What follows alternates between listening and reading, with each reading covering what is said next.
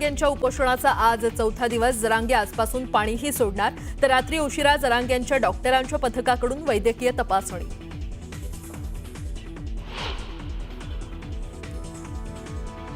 CSMT railway स्थानकावर मोठ्या प्रमाणात आजही मोठ्या प्रमाणात मराठा आंदोलकांची गर्दी। स्टेशनवरील गर्दीमुळे नोकरदारांना फटका बसण्याची शक्यता।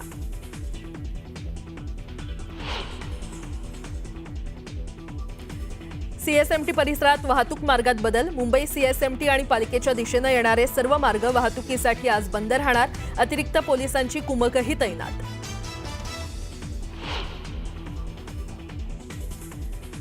आज चौथ्या दिवशी मराठा आंदोलनावर पोलिसांची लागणार कसोटी। कार्यालयीन दिवसाच्या दिवशी सीएसएमटीवर वाहतुकीचं नियमन करताना लागणार कसोटी।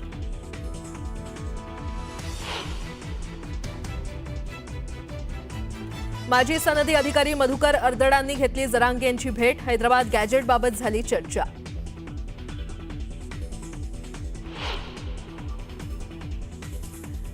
मराठा समाजाला कायद्याच्या चौकटीत टिकणारे आरक्षण देणार, कोणत्याही समाजावर अन्याय होऊ देणार नाही, मुख्यमंत्र्यांचं आश्वासन।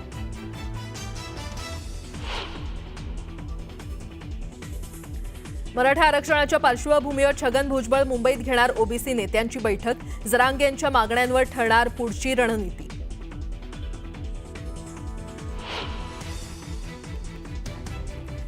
चीनमध्ये आज पंतप्रधान मोदी आणि रशियाच्या राष्ट्रपतींची होणार भेट। ट्रम्प टॅरिफ आणि दहशतवादाचा मुद्दा तसंच युक्रेन युद्धावरही होणार चर्चा।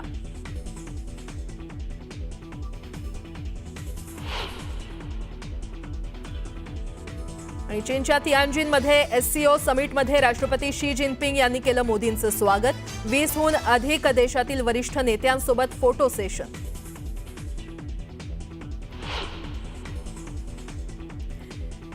चीनच्या तियानजिनमध्ये पंतप्रधान मोदी आणि शी जिनपिंग यांची भेट। मोदींनी उपस्थित केला पाक पुरस्कृत दहशतवादाचा मुद्दा, तर मोदींनी चीनचे अध्यक्ष जिनपिंग यांना दिलं भारत भेटीचं निमंत्रण।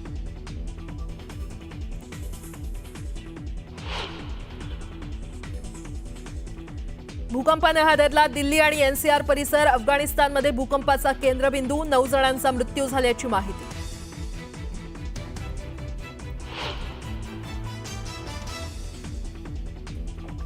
हिमाचल प्रदेश आणि उत्तराखंडमध्ये आजही हवामान विभागाने दिला रेड अलर्ट। सिरमौर इथे भूस्खलनामुळे वाहतूक बंद।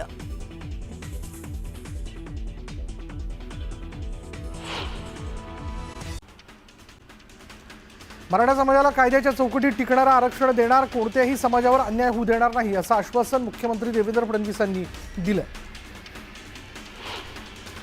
मराठा आरक्षण उपसमितीची बैठक संपन्न झाली आहे। मराठा आरक्षणाबाबत कायदेशीर मार्ग काढण्याचा प्रयत्न सुरू असून हैदराबाद आणि सातारा गॅझेटबाबत बैठकीत चर्चा झाल्याची माहिती राधाकृष्ण विखे पाटलांनी दिली। बैठकीतील चर्चेबाबत मुख्यमंत्र्यांना माहिती देणार असल्याचंही विखे पाटलांनी सांगितलं। मुंबईच्या आझाद मैदानात जरांगेंच्या भेटीनंतर खासदार सुप्रिया सुळेंना मराठा आंदोलकांनी घेराव घातला। आमचं शरद पवारांनी आमचं वाटोळं केलं म्हणत आंदोलकांनी जोरदार घोषणाबाजी केली। व्यासपीठावर येणाऱ्यांना सन्मान द्यायला शिका, कोणीही नेता येऊ द्या तर त्रास होईल, असं कोणतंही कृत्य करू नका, शांततेत चाललेल्या सुळेंना घेराव घालण्यावरनं मनोज जरांगेंनी आंदोलकांना सुनावलं। रेल्वे स्थानक परिसरात आंदोलन करताना मनोरा रचू नका, मुंबईकरांना त्रास होईल असं वागू नका, रेल्वे स्थानकावर ढोल किंवा बाजा वाजवू नका, कोणीही राजकीय पक्षांच्या नेत्यांना घेराव घालू नये, असं आवाहन मनोज जरांगेंनी आंदोलकांना केलं। आरक्षण देण्याचा अधिकार सत्ताधाऱ्यांकडेच असल्याचं वक्तव्य खासदार सुप्रिया सुळेंनी केलं। जरांगेंच्या मागण्यांवर एकदिवसीय अधिवेशन बोलवण्याची मागणीही सुळेंनी केली। सर्वपक्षीय नेते चर्चेसाठी तयार असल्याचं म्हणत बैठक बोलवण्याची मागणी त्यांनी केली। सुप्रिया सुळे या राष्ट्रीय नेत्या आहेत। आंदोलकांची भेट घेऊन त्यांनी समस्या जाणून घेतल्या, मात्र आंदोलकांनी त्यांना घेराव घालून घोषणाबाजी करणं चुकीचं आहे, असं म्हणत ओबीसी महासंघाचे अध्यक्ष बबनराव तायवडे यांनी निषेध व्यक्त केला। ओबीसी नेते लक्ष्मण हाकेंवर हल्ल्याचा प्रयत्न झाला। चहा पिण्यासाठी थांबलेले असताना लोणंदच्या दिशेने जाताना ही घटना घडली। आझाद मैदानात डॉक्टरांच्या पथकाने मनोज जरांगेंची तपासणी केली। तपासणी करून डॉक्टरांनी जरांगेंच्या तब्येतीचा आढावा घेतला।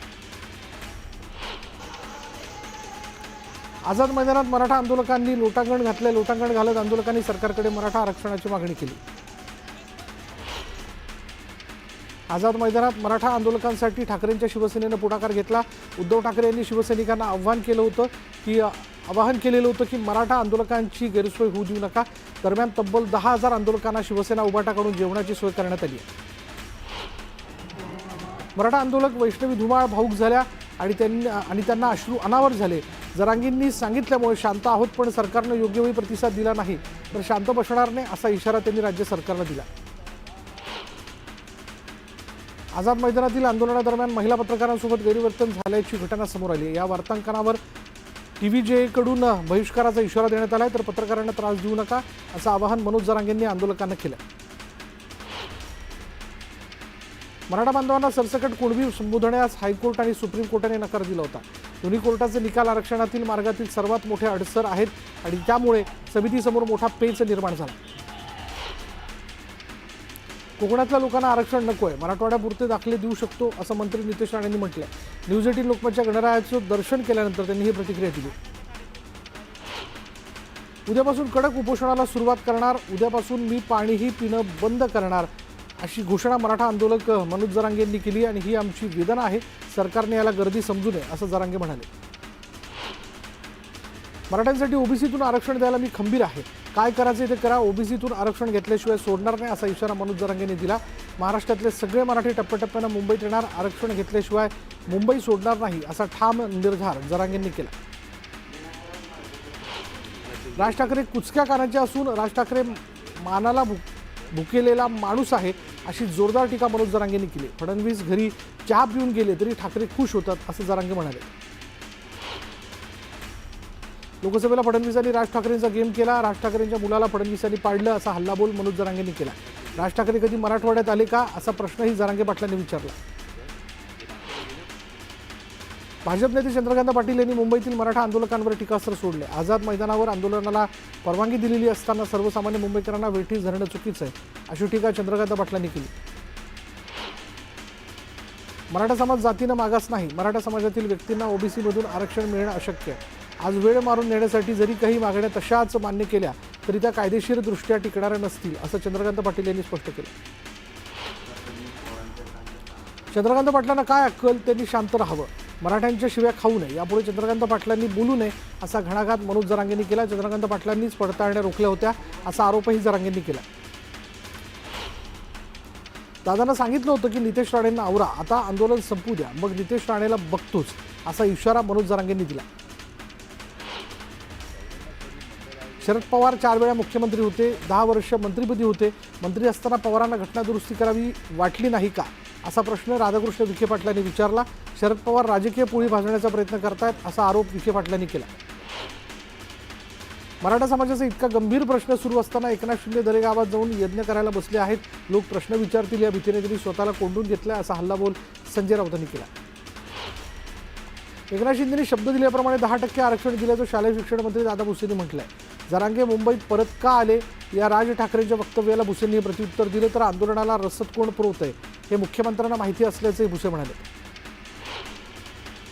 मराठा समाजाला न्याय देताना ओबीसी समाजावर अन्याय होता कामा नये ही आमची भूमिका आहे असं उदय सामंत म्हणाले। ओबीसीमधून मराठा समाजाला आरक्षण देण्याबाबत महाविकास आघाडीच्या नेत्यांनी पत्रक काढावं, दुटप्पी भूमिका का घ्यावी असा सवाल सामंतांनी केला। मराठ्यांना ओबीसीतून आरक्षण देऊ नये यासाठी नागपुरात राष्ट्रीय ओबीसी महासंघाने आंदोलन सुरू केले। मराठ्यांना सरसकट कुणबी प्रमाणपत्र देणार नाही याचं लेखी आश्वासन आम्हाला सरकारने द्यावं अशी मागणी राष्ट्रीय ओबीसी महासंघाचे राष्ट्रीय अध्यक्ष पवनराव तायवडे यांनी केली आहे। नाशिकमधील नंदिनी नदीच्या परिसरात जिलेटिनच्या कांड्या आढळून आल्या, नदी किनारी पोत्यांमध्ये जिलेटिन आढळून आले आणि पोलीस घटनास्थळी दाखल झाले, अधिक तपास सुरू आहे। शहापूरमध्ये परप्रांतीय तरुणाने मराठी माणसाला मारहाण केली, किराणा घेतल्यानंतर रिक्षात सामान ठेवण्यावरनं वाद झाला, वादाचं रूपांतर हल्ल्यात झालं आणि या घटनेनंतर शहापूर पोलीस स्टेशनसमोर मराठी तरुणांनी गर्दी करत कारवाईची मागणी केली। शिक्रापूरमध्ये पोलिसांवर हल्ला करणाऱ्या आरोपी लखन भोसलेचा एन्काउंटर करण्यात आला। आरोपीच्या हल्ल्यात जखमी झालेले पोलीस सुजित भोसले आणि तुषार भोसले यांची प्रकृती सध्या स्थिर आहे। प्रहार जनशक्ती पक्षाचे नेते राजकुमार पटेल काँग्रेसमध्ये पक्षप्रवेश करणार आहेत। 3 सप्टेंबरला हर्षवर्धन सपकाळांच्या उपस्थितीत पक्षप्रवेश सोहळा पार पडणारे राजकुमार पटेल यांनी आतापर्यंत 7 वेळा विविध पक्षात प्रवेश केला। वाशिमच्या कामर गावातून माजी आमदार बच्चू कडूंनी शेतकरी यात्रेला सुरुवात केली। शेरू बाजारमध्ये यात्रा येताच नागरिकांनी यात्रेचं जल्लोषात स्वागत केलं आणि यावेळी कडूंनी बैलगाड्यांवरनं सभास्थळ गाठले। दरम्यान मोठ्या संख्येने नागरिक उपस्थित होते। हिंगोलीच्या आखाडा बाळापूर कृषी उत्पन्न बाजार समितीवर शिवसेना आणि राष्ट्रवादी काँग्रेसच्या शिव शेतकरी विकास पॅनलने एक हाती विजय मिळवला। 18 पैकी 17 संचालक पदाचे उमेदवार निवडून आले तर एक अपक्ष उमेदवार निवडून आला। राज्याचे उच्च आणि तंत्र शिक्षण मंत्री चंद्रकांत पाटील यांनी विठ्ठल रुक्मिणी मातेचं दर्शन घेतलं। यावेळी माजी आमदार प्रशांत परिचारकही उपस्थित होते। विठ्ठल चरणी लीन होत चंद्रकांत पाटलांनी साकडं घातलं। अभिनेत्री रिंकू राजगुरूने तुळजाभवानी मातेचं दर्शन घेतलं। तुळजाभवानी मंदिर संस्थानच्या वतीनं रिंकू राजगुरूला देवीची प्रतिमा आणि महावस्त्र भेट देण्यात आलं। लातूर जिल्ह्यात झालेल्या मुसळधार पावसामुळे खरीप पिकांचं मोठं नुकसान झालंय। शेतकऱ्याच्या हातातोंडाशिवाय आलेला घास पावसाने हिरावून घेतला आणि त्यामुळे हवालदिल झालेल्या ब्रह्मवाडी गावातील शेतकऱ्यांनी आक्रोश केला। जलसमाधी घेण्याचा इशारा देत शेतकऱ्याने आक्रोश केला। सिंधुदुर्गच्या ओटवणीमध्ये सामूहिक भात कापणीचा शुभारंभ करण्यात आला। पारंपरिक पद्धतीने पूजा करून शुभारंभ करण्यात आला। या निमित्तानं गावातील प्रत्येक घराच्या उंबरठ्यावर तोरण बांधण्यात आलं।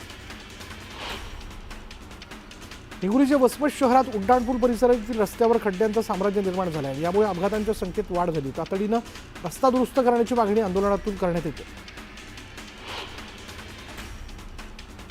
चिपळूणच्या जुना स्टँड परिसरात भर रस्त्यात झाडाची फांदी कोसळली। सुदैवानं झाडाखाली कोणी नसल्यानं अनर्थ टळला।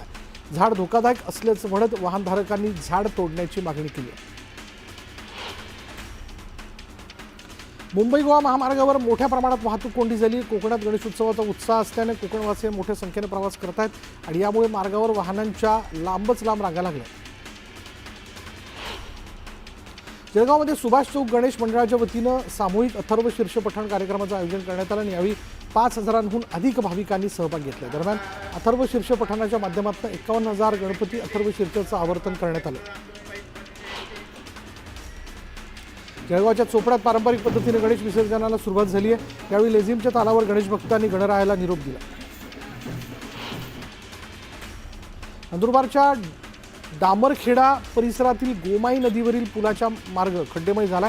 त्यामुळे वाहनधारकांना नाहक त्रास सहन करावा लागतोय। तातडीनं मार्ग दुरुस्त करण्याची मागणी करण्यात आली। जळगावच्या मंगळग्रह मंदिरात महाविशेष शांती यागाचं आयोजन करण्यात आलं।